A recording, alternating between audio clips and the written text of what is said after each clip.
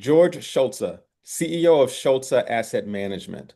Can you explain the opportunity within companies facing restructuring or bankruptcy?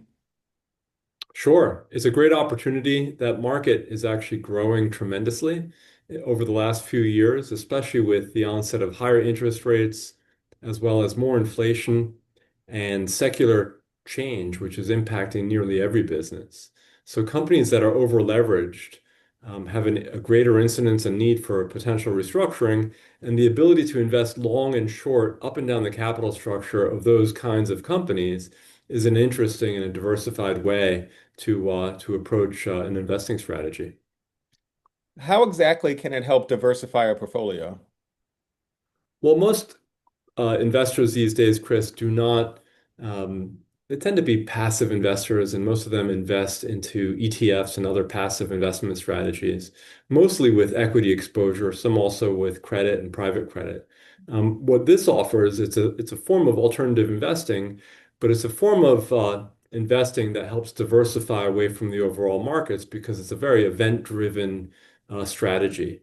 And by that, I mean that when certain company events occur, certain restructuring events, those can drive the value of these securities that are distressed and subject to change like this higher and lower based on the outcome of the event. So it's a fundamental analysis heavy strategy, but it's very uncorrelated with the overall markets. And are we talking more fixed income? Are we also talking equity and what type of each? It can be both or either. It's a long and short strategy. So on the short side, for us and the way we approach it here at Schultze Asset Management is that we typically short sell the stocks of companies facing a need to restructure and potentially head into bankruptcy. So that's one leg of the trade.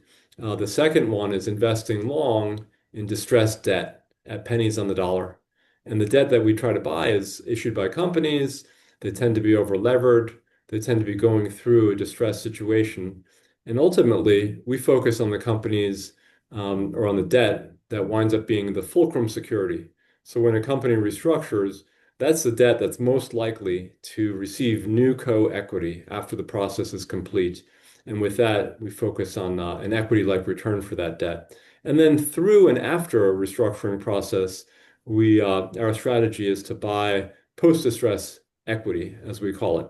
And those are stocks issued by companies that previously cleaned up their balance sheet and went through a restructuring episode like I just described.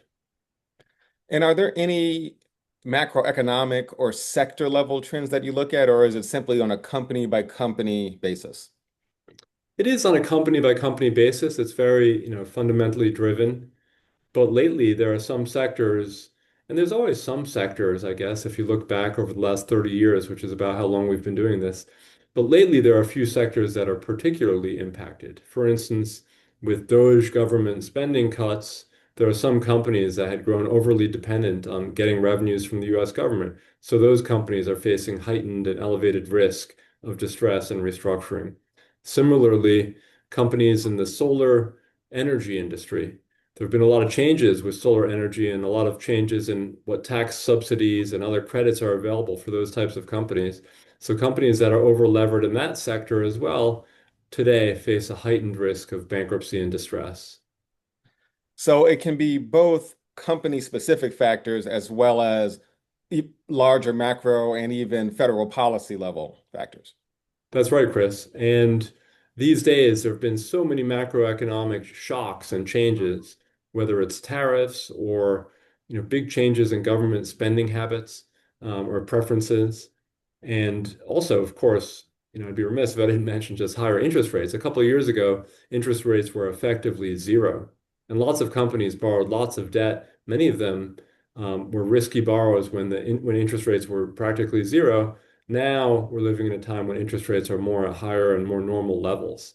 So those types of companies also face a higher risk of bankruptcy and distress simply because the cost of borrowing has gone up much higher than it was 24 to 36 months ago. And as far as long holding positions, a time frame we're talking about here, are these strategies that apply over a short window or a longer time window? Yes, good question. For the short selling, our approach is typically a shorter hold. And by that, I mean typically 3 to 6 months. So you either know or you don't know whether a company is going to face risk of bankruptcy, and you will know within a relatively short period of time.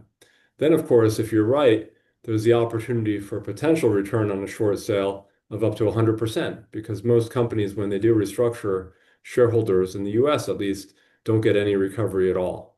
On the long side, it's a little bit different. For long distressed debt, for example, the typical restructuring process in the US takes about 2 years. So the period can be anywhere from 6 months to a couple of years or even longer. And on the long post-distress equities, it can be even longer than that. George, this has been very informative. Thank you for your time. Thank you.